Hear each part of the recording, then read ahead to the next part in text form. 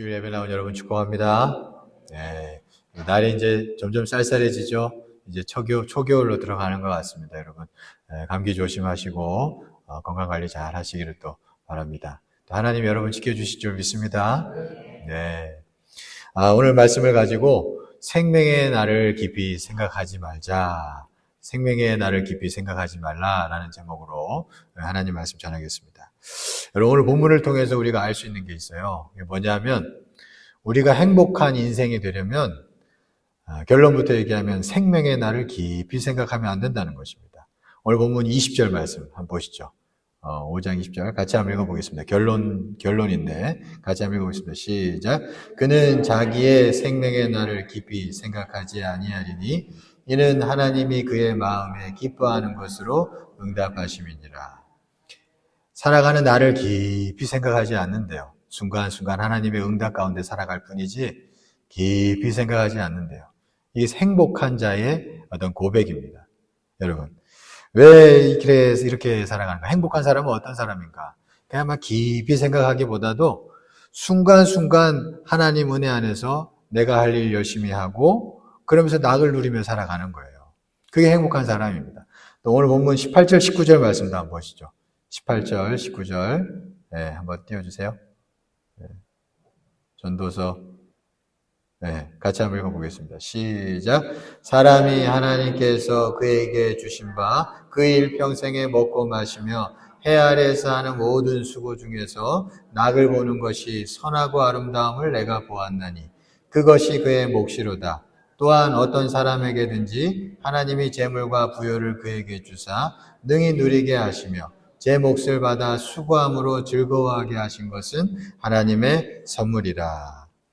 그러니까 행복한 사람은 그때그때 수고하고 하나님 은혜로 선물을 주시면 그거로 낙을 누리며 살아가고 그러면서 생명의 날을 깊이 생각하지 아니하면서 살아가는 사람이 행복한 사람이라는 것을 우리가 오늘 말씀을 통해서 알 수가 있습니다. 근데 많은 사람들이 불행의 원인을 잘 몰라요. 불행의 원인은 어떤 의미로는 상황인 것 같지만 상황에 대한 사람들이 해석을 하잖아요. 생각을 하고. 그게 우리의 인생을 더 힘들고 불행하게 합니다. 그래서 이 땅에 살아가면서 어떤 의미로는 막 깊이 생각하는 게 우리 인생을 더 불행하게 할 때가 많아요. 생각해보면 그거 참 그 일 별것 아니었는데도 불구하고 자꾸 그걸 생각하고 또 생각하면서 우리 인생을 스스로 불행하게 이끌어가는 경우가 많다라는 것이죠.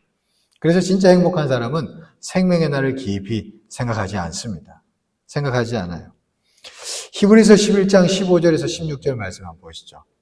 한번 보시면 제가 읽을게요. 보세요. 그들이 나온 바 본향을 생각하였더라면 돌아갈 기회가 있었으려니와 그들이 이제는 더 나은 본향을 사모하니 곧 하늘에 있는 것이라. 이러므로 하나님이 그들의 하나님이라 일컬음을 받으심을 부끄러워하지 아니하시고 그들을 위하여 한 성을 예비하셨느니라. 그러니까 본향을 생각했더라면 돌아갈 기회가 있었대요. 오늘 본문의 주제로 생각하냐면 이게 본향을 생각했더라면 행복할 수 있는 기회가 있었어요. 근데 본향을 생각하지 않고 자꾸 이 땅의 날들을 깊이 생각하다 보니까 우리에게 행복할 기회의 문이 닫혀버리는 거죠. 어떤 의미로? 여러분 예수 믿는 자들은 이 세상에 대해서 죽은 줄 믿습니다. 성경에서 예수 믿는 자들은 세상에 대해서 죽었다 그러잖아요.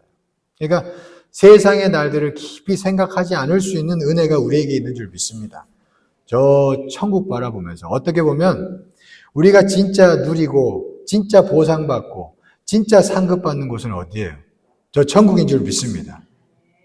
어떻게 보면 이 땅에서는요 진짜 보상, 진짜 상급 없을 수 있어요. 진짜 보상은 저 천국에 있어요. 그러니까 예수 믿는 자들은 이 땅에 살면서 저 천국을 온전히 바라봐야 할 줄 믿습니다. 여기 보면은 시험 들어요. 어떨 땐 시험 들어요. 그래서 저 천국을 바라봐야 돼요. 본향을 바라봐야지. 그러면서 우리가 이 땅에서 주어진 대로 살아가고 그러면서 순간순간 하나님 은혜 가운데 거하면 하나님이 충분히 이 땅 가운데서 누릴 수 있게 해주실 줄 믿습니다. 그러면서 저 천국을 바라보면서 가는 거예요. 그 인생이 진짜 행복할 줄 믿습니다.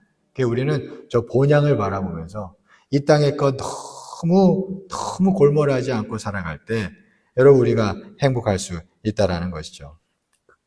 여러분 그러면 이 생명의 날을 깊이 생각하지 말아야 되는데 생명의 날을 깊이 생각한다는 건 뭔가 그걸 잠깐 오늘 세 가지로 나누겠습니다. 그걸 알면 그걸 하지 않으면 되겠죠. 그죠?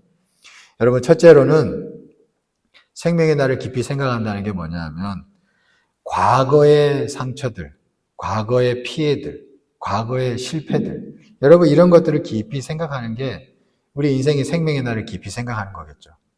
이 먼저는 과거예요. 과거의 실패, 과거의 상처, 과거의 모든 어떤 아픔들 이런 것들을 깊이 생각하는 것입니다. 여러분 이런 걸 너무 골몰하게 생각하면 우리가 행복하지 못해요. 그죠? 가끔 그런 뉴스들 나오죠. 이제 얼마 전에 수능이 끝났는데 이게 가끔 그런 뉴스 나왔죠. 전교 1등 하던 친구가 그렇게 열심히 잘 살던 친구가 막 갑자기 그냥 자기 목숨을 끊었다는 거예요. 그런 뉴스 옛날에 간간히 나왔죠. 수능철이 되면 나왔어요.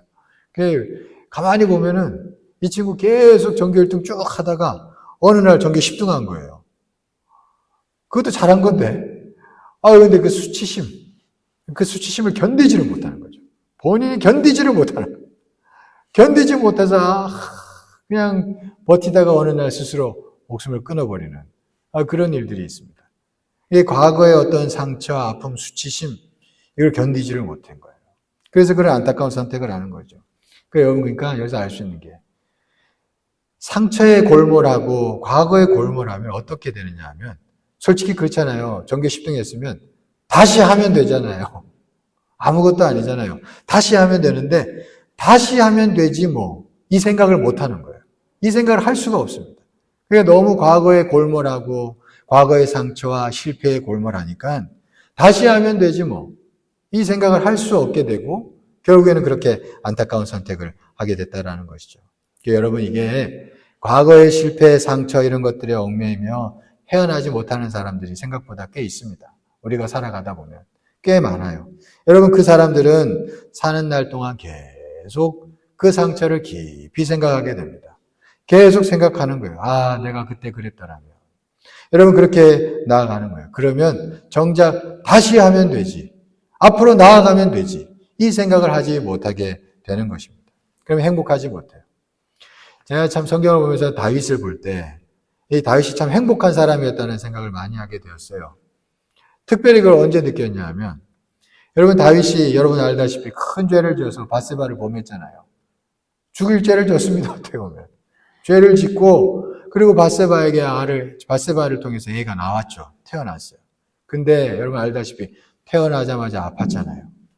그래서 다윗이 그거 가지고 간절히 금식하면서 하나님 앞에 기도했습니다. 회개하면서 하나님 내가 잘못입니다. 용서해 주세요. 이 자녀 좀 살려주세요. 간절히 기도했어요. 근데 어떻게 됐어요? 하나님이 그 아들 데려가시잖아요. 근데 나는 그 다음 정말 다윗의 그 행보가 놀랍습니다. 그리고 나서는 언제 그랬냐는 듯이 툭 털고 일어서잖아요. 그냥 툭 털고 그냥 밥 먹고 자기 할 일 촥 하면서 나가는 거예요. 이게 여러분 다윗이 이런 사람이었습니다. 그게 여러분 다윗은 어떻게 보면은 하나님의 은혜가 뭔지를 아는 거예요. 하나님의 은혜라는 것은 실패에 골몰한다고 되는 게 아니라 그 실패 가운데에도 계속 임하는 게 하나님의 은혜라는 걸 아는 거죠. 그래서 다윗은 그 은혜를 바라보며 나아가기 때문에 그는 순간순간 그저 은혜 받을 만한 행동만 했을 뿐인 거예요. 순간순간 은혜 받을 만한 행동만 해나가는 겁니다. 막 깊이 생각하는 게 아니에요. 그의 인생은. 이거 이렇게 된다 어떡하지 이게 아니에요. 그냥 순간순간 그는 하나님의 은혜 받을 만한 행동만 해나가는 거예요. 왜? 사람이라는 건 그것만 할 수밖에 없거든. 그거밖에 할 수 없어요. 그래서 순간순간 은혜 받을 만한 행동을 해나가면서 은혜를 바라보면서 계속 전진해 나가는 거예요. 그러면서 그는 툭 털고 일어설 땐 툭 털고 일어서고 금식해야 될 땐 금식하고 그런 거죠. 그랬더니 그의 인생 가운데 순간순간 은혜가 임해서 그는 그 은혜 가운데서 그는 진실로 수고하고 낙을 누리며 행복한 인생이 된 줄 믿습니다. 그리고 그 인생을 하나님께서 은혜 가운데서 온전케 해주셨다는 것을 우리가 알 수 있습니다. 상처 가지고 괴로워해봐야 아무 의미 없다는 걸 아는 자가 다윗이었어요. 진짜 중요한 건 뭐냐 하면 상처 위에 실패 위에, 우리 죄 위에 부어지는 은혜가 중요한 줄 믿습니다. 새롭게 임하는 은혜가 중요한 거예요. 내 실패, 내 상처, 내 죄, 이게 중요한 게 아니에요. 내 과거의 죄, 그게 중요한 게 아니에요. 그 위에 부어지는 은혜가 중요한 줄 믿습니다. 그 은혜를 바라보면서 나아가는 게 다윗이었어요. 그러니까 여러분, 그가 결국 승리하게 된 줄 믿습니다. 여러분, 구약의 아가서를 보면은 술람미 여인이 나오는데, 여러분 그 아가서를 잘 보면, 저 아가서를 보면서 참 깨달은 게, 알게 된 게 있어요. 이 아가서의 여인이 큰 상처를 가지고 있었습니다. 여러분, 큰 상처. 엄청난 상처가 있었어요. 그걸 우리가 알 수 있는데, 아가서 1장 5절에서 6절 말씀 한번 볼까요?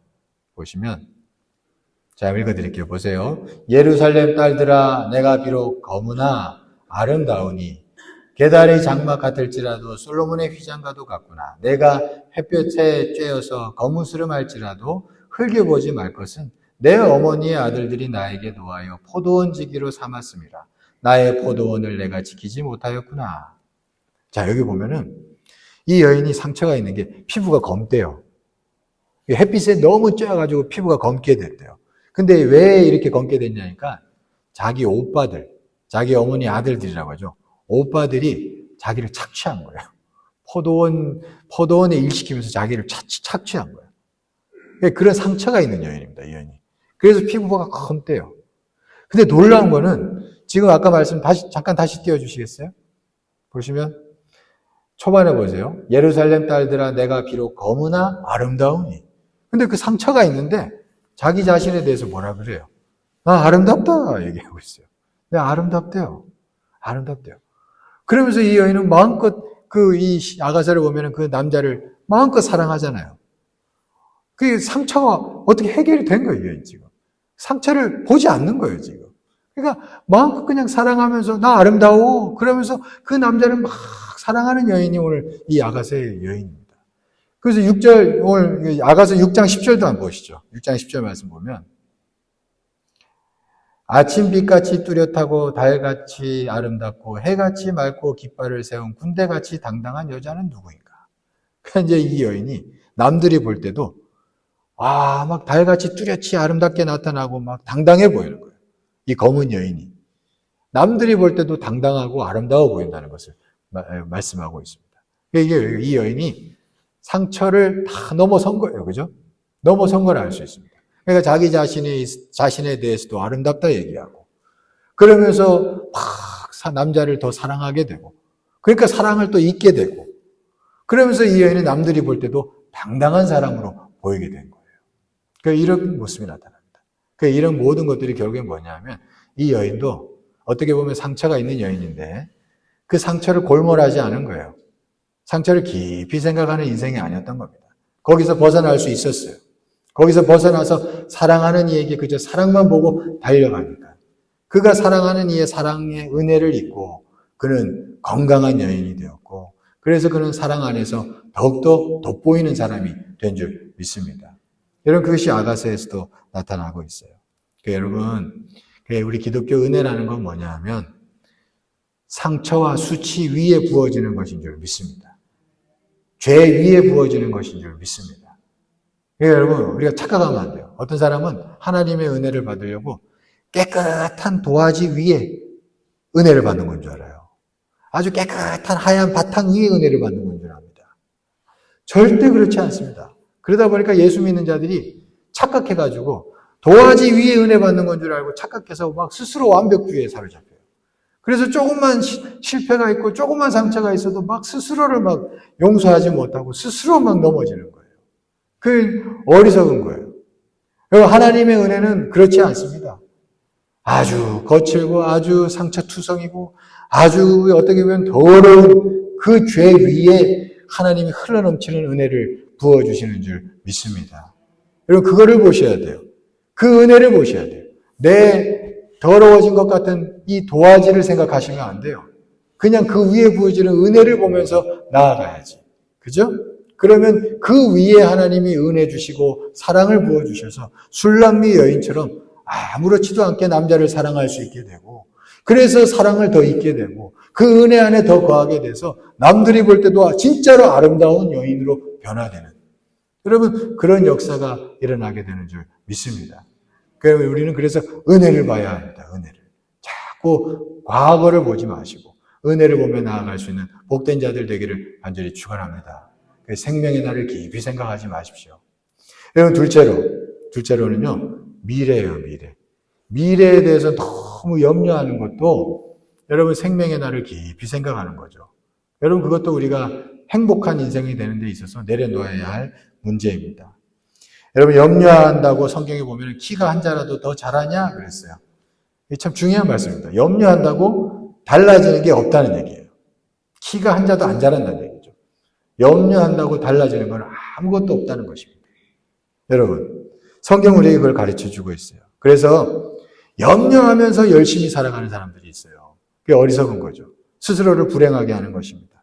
하나님이 우리를 책임져 주시는 줄 믿습니다. 성경 우리에게 그걸 말씀해 주고 있어요. 이 참 마태복음 6장에 있는 말씀은 읽을 때마다 저도 은혜가 됩니다. 염려가 깃들 때마다 저도 이 말씀 읽을 때 은혜가 돼서 다시 한번 마음을 다잡고 그러는데, 우리의 말씀 한번 같이 한번 볼까요? 마태복음 6장 26절에서 32절까지 같이 한번 읽어보면 좋을 것 같아요. 같이 시작. 공중의 새를 보라. 심지도 않고 거두지도 않고 창고에 모아들이지도 아니하되 너희 하늘 아버지께서 기르시다니 너희는 이것들보다 귀하지 아니하냐. 너희 중에 누가 염려함으로 그 키를 한 자라도 더할 수 있겠느냐. 또 너희가 어찌 의복을 위하여 염려하느냐. 들의 백합화가 어떻게 자라는가 생각하여 보라. 수고도 아니하고 길쌈도 아니하느니라. 그러나 내가 너희에게 말하노니 솔로몬의 모든 영광으로도 입은 것이 이 꽃 하나만 갖지 못하였느니라. 오늘 있다가 내일 아궁이에 던져지는 들풀도 하나님이 이렇게 입히시거든. 하물며 너희일까 보냐. 믿음이 작은 자들아. 그러므로 염려하여 이르기를 무엇을 먹을까 무엇을 마실까 무엇을 입을까 하지 말라. 이는 다 이방인들이 구하는 것이라. 너희 하늘 아버지께서 이 모든 것이 너희에게 있어야 할 줄을 아시느니라. 아멘. 예, 참 말씀이 은혜됩니다. 저도 여러분 참 보라는 거예요.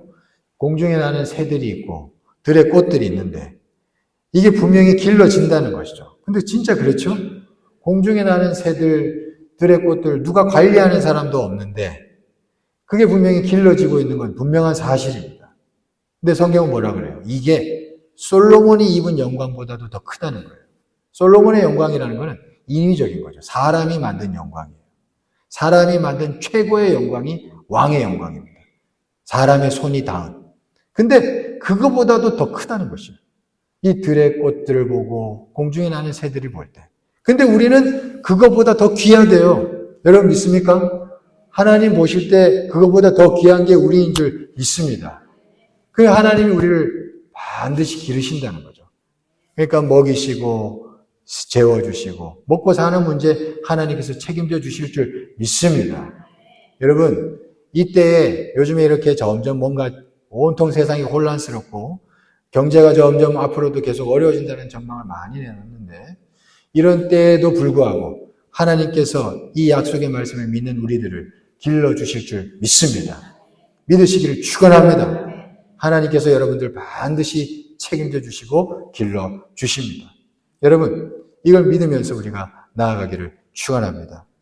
최근에 참 몇 년 전에 참 은혜됐던 성경 구절이 있어요. 그게 뭐냐면 시편 121편 8절 말씀인데 이런 말씀입니다.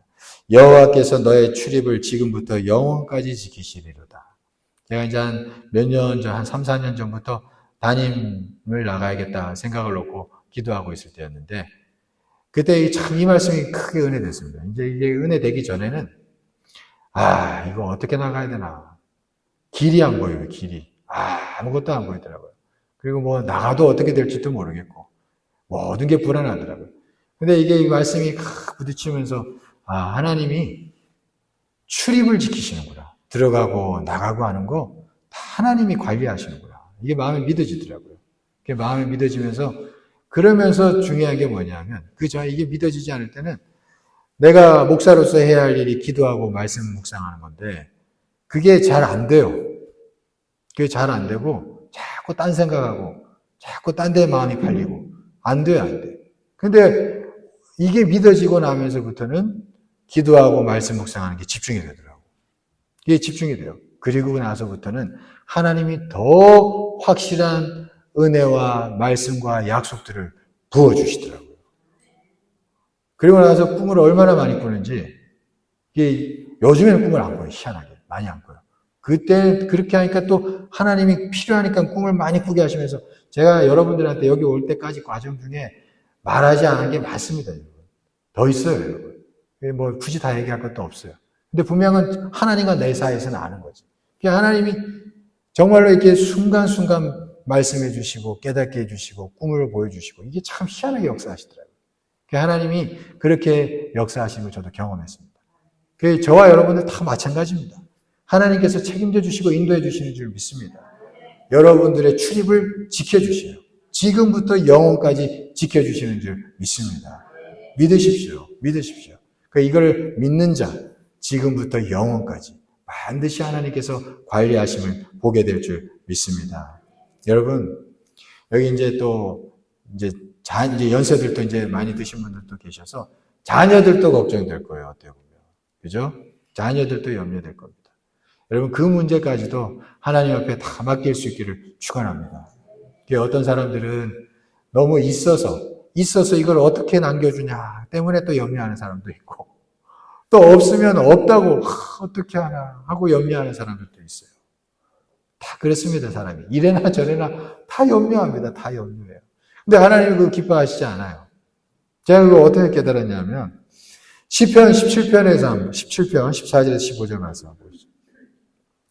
이것도 한번 같이 한번 읽어보면 좋겠어요. 같이 시작. 여호와여, 이 세상에 살아있는 동안 그들의 분깃을 받은 사람들에게서 주의 손으로 나를 구하소서.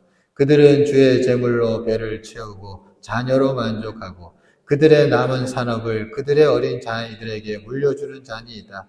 나는 의로운 중에 주의 얼굴을 배우리니 깰 때 주의 형상으로 만족하리이다. 이 시편 기자가 지금 어떤 사람들하고 자기는 달라지기를 원하는 걸 고백하고 있어요. 그 어떤 사람들하고 달라지기를 원하느냐니까 자기의 분깃과 기업을 가지고 자녀들에게 물려주려고 하는 사람들이 있는 거예요. 이 사람들하고 나는 좀 다르기를 원합니다. 그걸 고백하고 있는 것입니다. 지금 이 시편 기자가 그걸 고백하고 있어요. 그러면서 하는 얘기가 그저 나는 의로운 중에 내가 주의 뜻을 따라 살아감으로 인해서 그저 나는 주의 형상으로 만족함을 가지고 싶습니다. 그러니까 자녀한테 이거를 물려주고 싶은 거예요. 이 시편 기자는. 내가 주의 은혜 안에서 내가 주님을 믿고 의지하고 주의 뜻을 따르고 그래서 주의 은혜로 내가 인생 가운데서 하나님의 은혜로 내가 만족하면서 살아가는 것, 그 모습을 자녀들에게 보여주고 싶은 거예요. 이게 더 크다는 겁니다. 자녀들에게 진짜 물려줘야 할 거는 부모가 진짜 신앙을 가졌다고 하는데 신앙 가지고 하나님 앞에 나아가서 하나님의 은혜로 내가 살아가는 모습을 보여주는 거예요. 그죠? 순간순간 하나님이 역사하셔서 어떻게 역사하셨고 나를 도와주셨고 이거를 보여주는 그 인생. 여러분 이게 진짜 자녀들에게 보여줘야 하고 물려줘야 할 것인 줄 믿습니다. 이거를 보여줘야 돼요. 근데 이거 없이 그냥 남겨주려고만 하는 자들은 하나님의 은혜 안에 거하는 자가 아니기 때문에 은혜로 되는 게 안 될 수 있다는 거죠. 제가 참 이제 요즘에 많이 보는 게 있습니다. 하나님 이상하게 많이 보여주시는 게 있어요. 그게 뭐냐면 목회자의 말년입니다. 이제 저도 이제 나중에 가서 말년이 오겠죠. 이게 뭐예요? 말년을 계속 보게 해주셔요. 제가 이제 희한하게 그걸 계속 보게 하십니다. 지금 한두 명이 아니고 제 주변에서. 근데 특별히 저에게 하나님이 보여주시는 게 뭐냐면 뭔가를 이루고 난 다음에 목회자들이, 그러니까 여러분 목회자의 인생이나 여러분의 인생이나 똑같습니다, 여러분.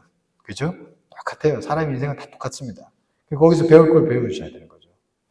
그 이제 말년의 은혜 안에서 막 하나님의 은혜로 헌신하고 그래서 은혜로 하나님의 은혜로 막 교회가 부흥해서 많은 걸 이룬 그런 사람들이 어디에서 다 걸리느냐 하면 자녀에서 걸리는 거예요.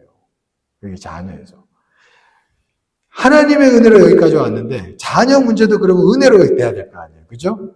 근데 목회자들이 자녀에서 가서는 은혜로 하는 게 아니라 자기가 뭔가를 자꾸 해주려고 하는 거예요.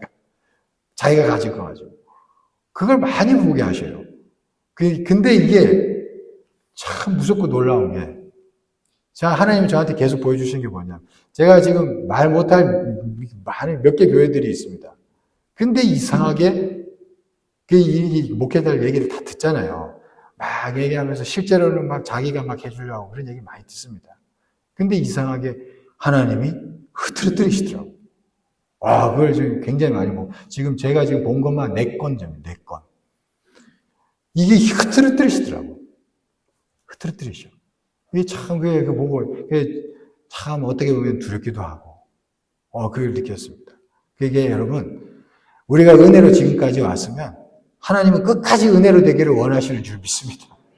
여러분, 저나 여러분들이나, 정말 모든 것들을 하나님의 은혜로 모든 것 맡기고, 지금까지 도와주신 은혜를 믿으면서 앞으로도 하나님이 내 자녀도 도와주시지.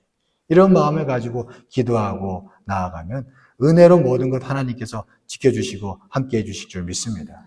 여러분, 우리가 물론 남겨줄 수 있는 건 남겨줘야죠. 그거를 그렇게 나쁘다는 말 하지 않습니다. 남겨줄 건 남겨줘야 되겠지만 너무 우리가 욕심 부리면 안 되는 줄 믿습니다. 하나님은 중심을 보시기 때문에, 그죠?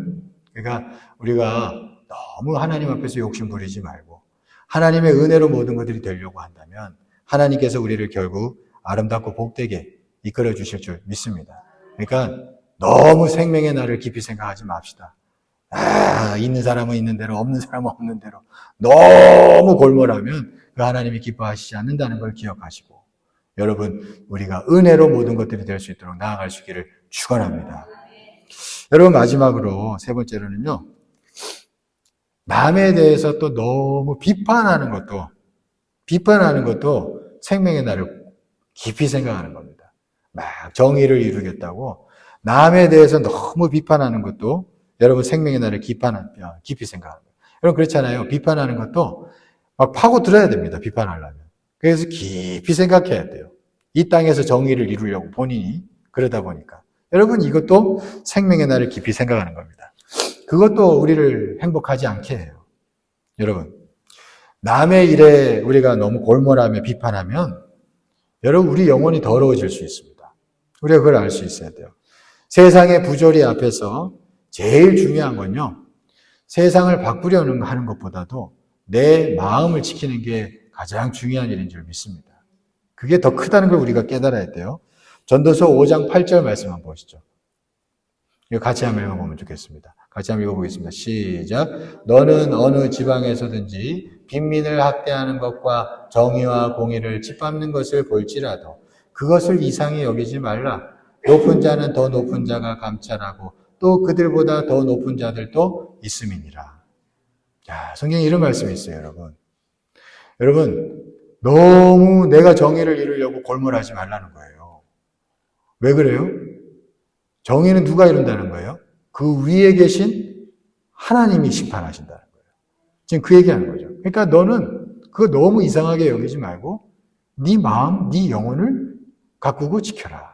지금 그 얘기를 하는 것입니다. 여러분 이게 중요합니다. 여러분 성경에 보면 노아가 나오잖아요. 노아가 창세기 6장에 보면은 여호와께 은혜를 입었더라 이렇게 나옵니다. 그러니까 그 악한 시대, 엄청 악한 시대죠. 그 악한 시대에 노아는 은혜를 입었대요.